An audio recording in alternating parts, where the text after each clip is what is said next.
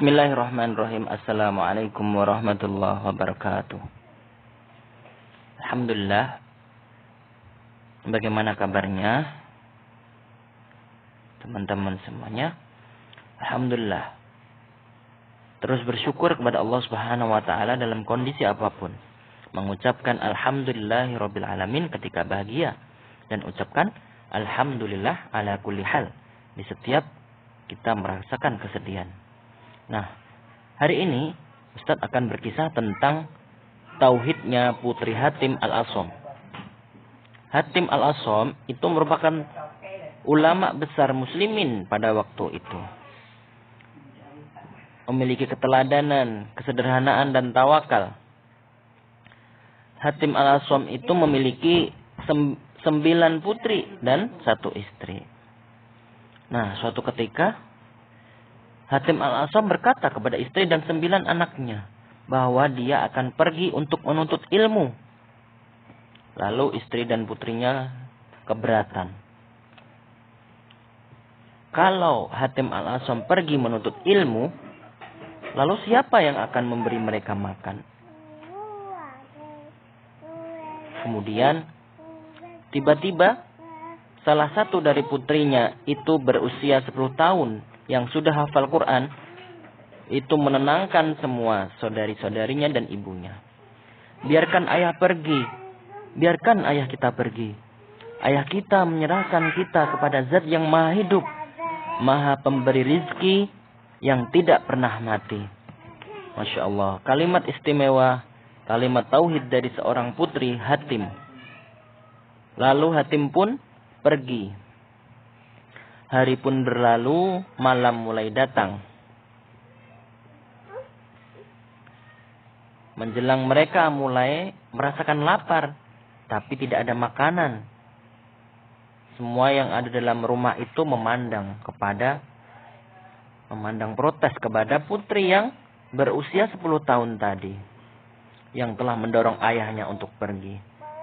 Lalu sang putri yang hafal Quran itu kembali meyakinkan kepada mereka, ayah kita menyerahkan kita kepada Zat yang maha hidup, maha memberi rezeki dan tidak pernah mati. Lagi-lagi kalimat tauhid tersebut keluar dari lisan sang putri. Dalam suasana mereka lapar seperti itu, tiba-tiba pintu rumah mereka diketuk. Tok tok tok. Lalu setelah pintu dibuka, terlihat para penunggang kuda. Mereka bertanya, adakah air di rumah kalian? Ya, penunggang kuda, adakah air di rumah kalian? Penghuni rumah menjawab, kami tidak punya apa-apa kecuali air. Ya, kami memang tidak punya apa-apa kecuali hanya air. Lalu air pun dihidangkan kepada para penunggang kuda tersebut. Lalu pemimpin penunggang kuda itu bertanya, ini rumah siapa? Kemudian penghuni rumah itu, istrinya Hatim, menjawab,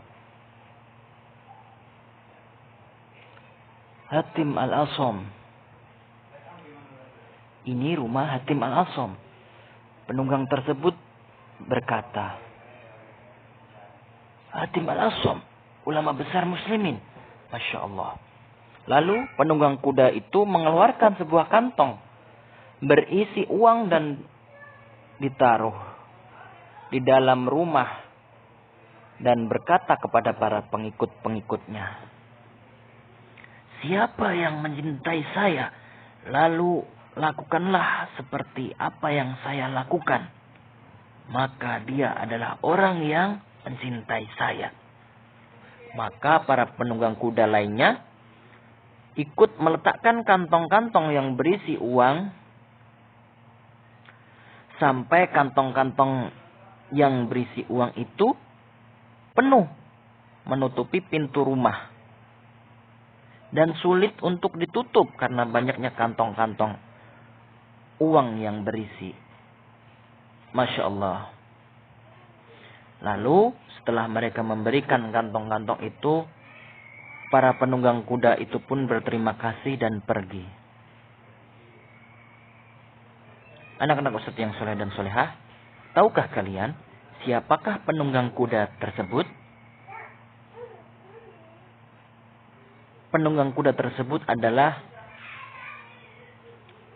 Amirul Mukminin Abu Ja'far Al-Mansur. Masya Allah. Dan juga para prajuritnya. Dia adalah pemimpin pada waktu itu. Masya Allah. Bagaimana?